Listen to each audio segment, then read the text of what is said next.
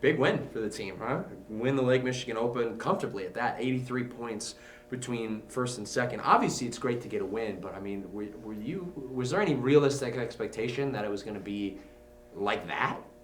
I mean, there is a pretty small meet, and really the other strong team is Parkside, but I knew we had, I mean, all around we're stronger across the board than they are, so I knew that we had we would probably win, but yeah, that was definitely a surprise how by how much we won and how strong we were in a lot of the events. So I was really happy with how it went.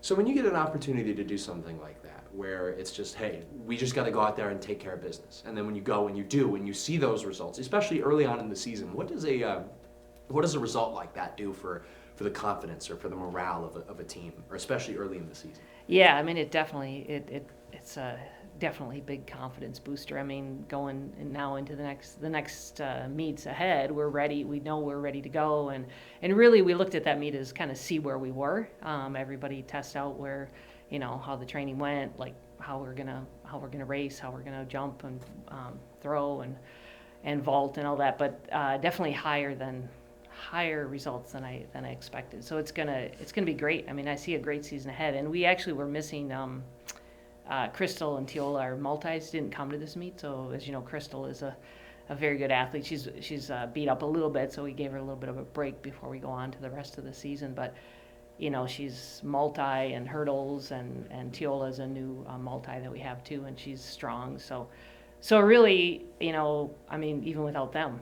we're strong. So yeah, the confidence level is high going into the next meets, and they'll get tougher as we go. Now this next one will be tougher, and we're focused on the conference championships at the end, and then also hopefully getting some athletes to the national championships. Yeah, and if you probably couldn't have picked a better time to have a little bit of that game management or rest the.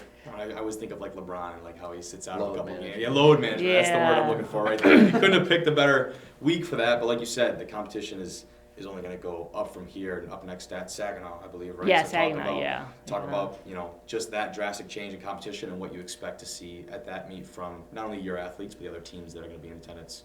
Yeah, so this one is actually, this will be there is a multi at this meet. That's why it's kind of the 2-day meet. So Teola and Crystal will compete in the multi. It'll be the only one they do before the actual conference championship. So it's the 5 different events. So to give them a chance to kind of get used to doing that. I mean, they've done it before, but for this year, and then it's kind of nice. It's split up into 2 days. There's some other events then Friday night, the 5K, and then the 3K the next day for distance. There's the prelims for the sprints is the first day. So it'll be good because the athletes will get a good chance to compete. Some of them on 2 days. Test out, because that's how the conference is. It's a 2-day meet at the conference championship. So this is really kind of a test for that, see how we're doing, and compete 2 days in a row and get used to that for the championships. But yeah, looking for some good results again, and seeing and Crystal do the multi Teola. So definitely we should have some strong results again. Well, like Kobe was saying, load management at times very, very important, and this meet kind of kicks off a grind for your team. I mean, meets every weekend now to GLIACs at the end of February. So, and only one of those is at home. So how do you balance the travel and the practice and the staying on top of your game with it's very easy to forget in this day and age, but these are all still college students. Yeah, exactly. So how do you find the ways to balance like all the travel and all the grinding that you have to do, and just like it's breakneck, go. We have the conference championships in a month. How do you balance all that? Yeah, it's definitely challenging, but it is nice for having this first time we're having a meet at home in like 4 years or something, and it's hard to convince those other teams to come all the way up here, and it's a little different than the other sports where they have to like compete against each other. Track and field, you're really you go to different meets, and then it's basically the conference championships is at the end, and that's how you finish in the conference. So it's challenging, but we'll leave, here and there we'll leave some home like we did for these two. And if it feels like they're, one school, but also, if they're beat up a little bit, we'll leave a few home. That last weekend right before the conference championships, most likely it'll be a fairly small group, just kind of some touch-ups of people we think still need a little bit of competition before we go to that last meet. The one down in Minnesota at Mankato is actually really, you almost have to qualify for that meet, so there's a certain level that you have to be at to get to that meet, and then they add some more people in. So we won't actually know exactly who all will be able to go, but we'll have, a strong contingent, but there may be a group we leave back for that one. So it's kind of a game of trying to deal with all the travel, and keep them doing well in school, and some of them will go to everything. It just kind of depends, but they're all good, pretty good students, and they do a lot on the bus, which is good. At least they try. Well, you got But plenty we of keep time. we have plenty of time. Yeah. Bus can be a great spot for homework, but it is sometimes it's hard to get the book out of the bag. It is, yeah. But yeah, we're super happy to have that home meet. That it's called the WCW. We started it like 3 years ago at down at Saginaw Valley. It's the Wildcat Cardinal Warrior Open. It was during COVID. We wanted to have a smaller meet with not as many teams, and so it was Saginaw actually came up with the idea, and we started it, and then so we have a traveling trophy, but it's actually like a WCW, like a belt.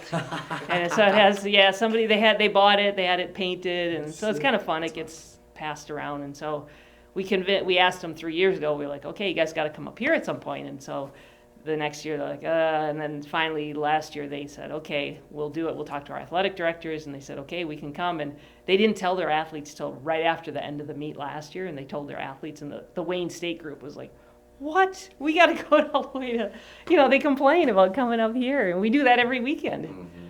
But it's a good meet because those are, two really strong teams across the board, and so we line up good as far as it's really good competition, and kind of that'll be a really good test to see where we are before the conference championships, because those are two of the strongest teams besides Grand Valley in the conference for the track and field side. Well, what's kind of been a theme of the discussion up to this point is a lot of the early season is just about seeing where you're at and finding out what are the things specifically that you need to work on going into those championships. So looking at this first meet, reading through the results and the finishes for our Wildcats, it almost felt like reading someone's PhD thesis. Like it went on and on and on and on. But was there anybody in particular that really stood out to you? Are there any individuals or performances that were particularly noteworthy to you? I mean, yeah, a lot across the board, but like Leah Root in the pole vault. I mean, she won, and the height wasn't that great, but she actually tried for the provisional mark for her last, because she had already won the event. So then you can go on if you want and try another height, and she went for the provisional height, which she was really close to making, which is pretty impressive. So that was good. The other one for me that stood out was Maddie Zymanski, who's a freshman. She ran 10:04 in the 3K, which is the second fastest time ever at NMU for a 3K, and she's only a freshman, and she was only 6 seconds off the provisional mark and she was disappointed with her 10:04. So so she lapped the entire field. So she did that without competition. So it's going to be fun to see what she can do, with some competition. And I told her to be patient, because I know she'll be going to, nationals eventually. And she's kind of reminded me of Cameron Burmeister from a few years back, when was a 6-time All-American. And so that's exciting as a freshman. Yeah. Yeah, so and then, I mean, just across the board, and then Elise Wolfrath, who's our other hurdler, who actually, Crystal, beat her in hurdles all last year. They were both freshmen, they're both sophomores. I mean, they could go 1-2, and they could potentially go to nationals in hurdles, both of them. So and they're only sophomores, so that's really, really impressive. And then we added, we have a couple of the volleyball players and Jacqueline Smith is doing great. She's kind of working on the technique, and so her height's not that great yet, but it's kind of like you dip down once you change technique a little bit, and then but she's just gonna take off. And then Mackenzie Gruner is talented too in the jumping, but also she ran the 800, was impressive too. So we're actually now kind of thinking we may change her up a little bit, and she's a good athlete all around. But I mean, across the board, our mid distance, couple freshmen ran well, and the 800, and our sprinters did well. So yeah, great start. See what we can do.